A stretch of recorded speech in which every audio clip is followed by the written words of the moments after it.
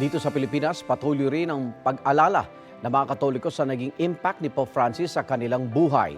Kabilang sa ilang ama ng isang volunteer na nasawi sa aksidente noong bumisita ang Santo Papa sa Tacloban City. May unang balita si Sandra Aguinaldo. Isang larawan ni Pope Francis ang inilagay sa altar ng National Shrine of Our Mother of Perpetual Help o Baclaran Church sa Parañaque City. Sabay sa araw ng Baclaran, idinaos ang Novena Mass para sa Santo Papa. Nag-alay din ng misa sa Immaculate Conception Cathedral sa Zamboanga City. Pinatunog din doon ang kampana.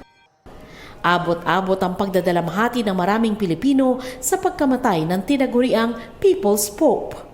Si June Padasas, di raw malilimutan ang pagdamay sa kanya noon ni Pope Francis nang mamatay ang anak na si Cristel. Volunteer si Cristel sa pagbisita ng Santo Papa sa Tacloban noong 2015. Pero dahil sa di inaasahang pangyayari at dala ng masamang panahon, bumagsak ang scaffolding at napuruhan si Cristel. Isang araw matapos mamatay si Cristel, personal na nakipagkita si Pope Francis kina Tatay June para mag-alay ng pakikiramay at dasal. Binigyan din siya ng rosaryo ng Santo Papa. Kwento ni Tatay June, halo-halo ang nararamdaman niya noon. Pero ang pagbisita ni Pope Francis, nagbigay raw sa kanya ng lakas.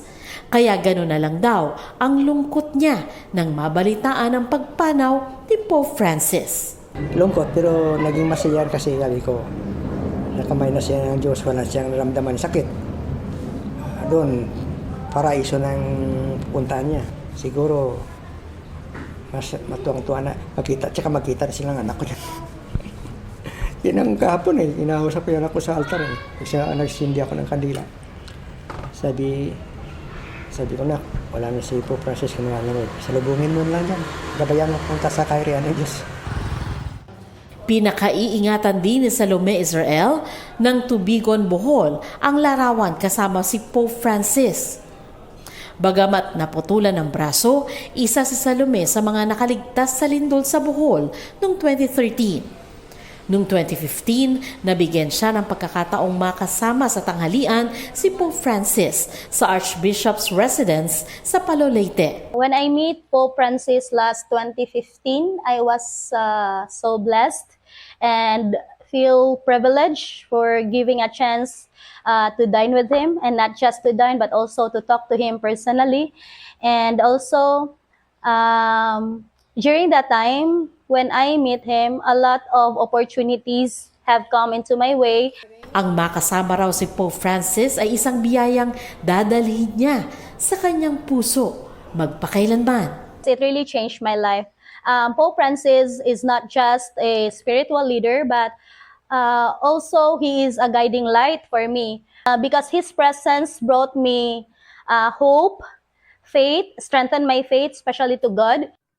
Blessing din kung ituring ng pamilya Manzano ang pagkakataong makalapit kay Pope Francis nang dumalo sila sa Vatican City noong 2018. Binuhat ng isa sa mga guard ni Pope Francis ang 5-month-old lang noon na si Andre at hinagka ng Santo Papa.